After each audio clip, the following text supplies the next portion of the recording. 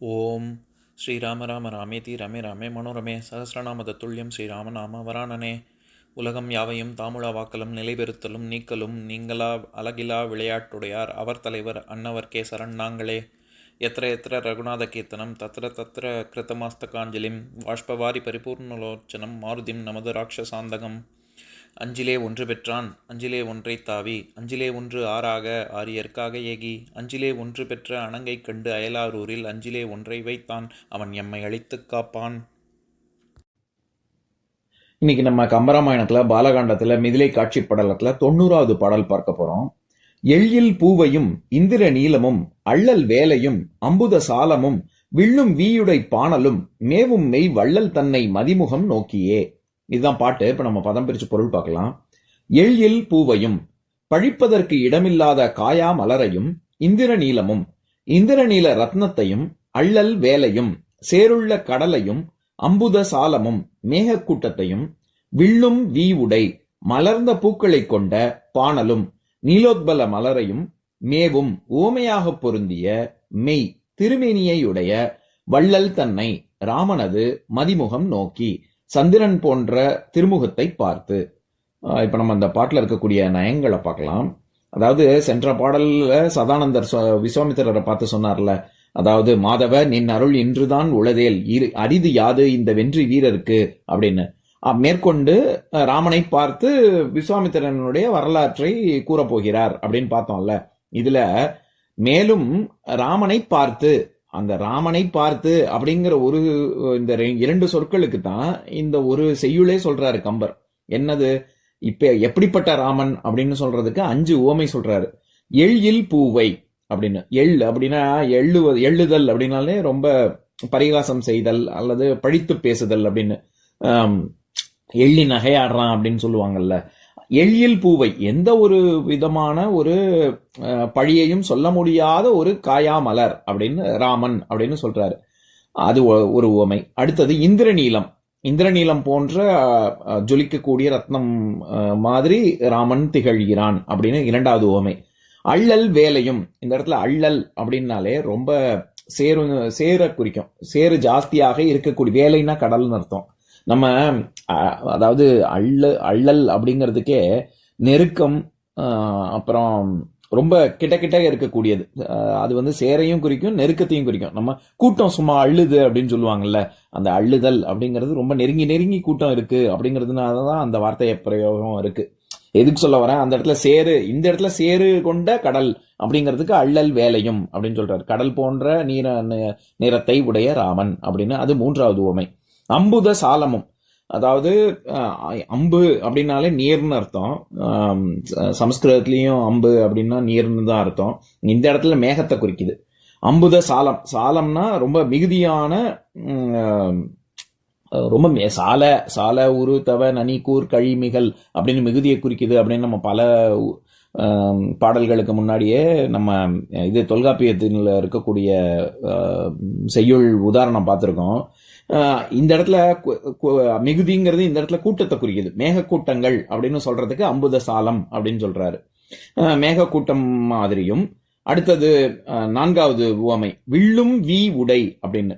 நம்ம வி அப்படிங்கிறதே பார்த்திருக்கோம். மலர்ல ரொம்ப மலர்ந்து விரிந்து ரொம்ப இறுதியான நிலை, அதாவது மலர் வாடி வதங்கக்கூடிய நிலை செம்மல். அதுதான் 7வது இறுதியான நிலை.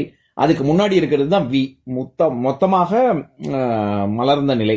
அது சாதாரணமாக மலர்ந்த பாணல்ங்கிறதும் நீலோத்பல, ஒரு வகையான நீலோத்பல மலர் தான்.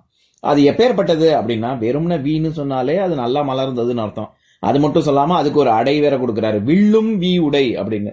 வில்லுதல் அப்படின்னாலே அதுக்கு நிறைய அர்த்தம் இருக்கு. மலர்தல், உடைதல், அதுக்கப்புறம் நீங்குதல், திறத்தல், இந்த மாதிரி நிறைய பொருள் இருக்கு. நம்ம எச்ச பண்ணி சாப்பிடாத விண்டு சாப்பிடு அப்படின்னு சொல்றோம்ல, அந்த விண்டு சாப்பிடுன்னா நல்லா பிச்சு சாப்பிடு அப்படின்னு அர்த்தம். அந்த விண்டு சாப்பிடுவது அப்படிங்கறதே இந்த வில்லுதல் அப்படிங்கிற சொல்லிலேருந்து வந்ததுதான். அதனால வில்லுதல் அப்படின்னா ஒரு பொழந்து சாப்பிடுவோம்ல. இப்போ ஒரு பழம் கீழே விழுந்து அப்படியே பொழக்குது அப்படின்னா அதுவும் வில்லுதல் அப்படிங்கிற பொருள் தான். அந்த மாதிரியாக நன்றாக விரிந்த மலர் அப்படிங்கிறதுக்கு இந்த வில்லும் வீயுடை அப்படின்னு சொல்ல வராரு கம்பர். இது 4வது இது 5வது உவமை. ஆக எழில் பூவை இந்திரநீலம் அள்ளல் வேலை அம்புதசாலம் வில்லும் வீயுடை பாணல். இப்பேற்பட்ட இந்த 5த்தையும் உவமையாக சொல்லக்கூடிய வள்ளல் தன்னை ராமனின் அதுவும் ராமனை பார்த்து அப்படின்னு சொல்லல, மதிமுகம் நோக்கியே. அங்கே இன்னொரு ஒரு உவமை, சந்திர பிம்பம் போல இருக்கக்கூடிய சந்திரனை போன்ற முகம் கொண்ட ராமனை பார்த்து அப்படின்னு. ஆக மொத்தம் ராமனை பார்த்து அப்படின்னு இந்த 2 வரிக்கு தான், 2 வார்த்தைக்கு தான் இவ்வளவு வார்த்தைகள் உவமையா சொல்றாரு. இது நம்ம ஏற்கனவே கம்பர் இதே மாதிரியான உதாரணம் இதை விட இன்னும் ஜாஸ்தி, அதுல 7 உவமைகள் சொல்லியிருப்பாரு ஒரே பாடல்ல. அதாவது மிதிலை காட்சி படலத்துல 65வது பாடல், கம்பராமாயணத்துல 544வது பாடல். அதை படிக்கிறேன் கேளுங்க. கடலோ மழையோ முழுநீல கல்லோ காயா நரும் போதோ படற்பூங்குவளை நாள் மலரோ நீலோர்பலமோ பாணலோ இடர்சேர் மடவார் உயிருண்பது யாதோ என்று தளர்வாழ் முன் மடர்சேர் தாரான் நிறம்போலும் அந்திமாலை வந்ததுவே அப்படின்னு சீதை காமநோயால் தவிக்கிறாள், எப்பேற்பட்ட ராமனை பார்த்த பிறகு அப்படின்னு சொல்ற இடத்துல அங்க கடலோ மழையோ முழுநீலக்கல்லோ காயானரும் போதோ படற்பூங்குவளை நாள் மலரோ நீலோர்பலமோ பாணலோ அப்படின்னு 7 உவமை சொல்லுவாரு. எதுக்கு சொல்ல வரேன், அதே மாதிரியான ஒரு உவமை தான் இங்கேயும் ராமனுக்கு சொல்றாரு. இப்ப நான் பாட்டை இன்னொரு தடவை படிக்கிறேன் கேளுங்க. எழில் பூவையும் இந்திரநீலமும் அள்ளல் வேலையும் அம்புத சாலமும் வில்லும் வீயுடை பாணலும் மேவும் மெய் வள்ளல் தன்னை மதிமுகம் நோக்கியே. இன்னொரு நாள் இன்னொரு பாட்டு பார்க்கலாம்.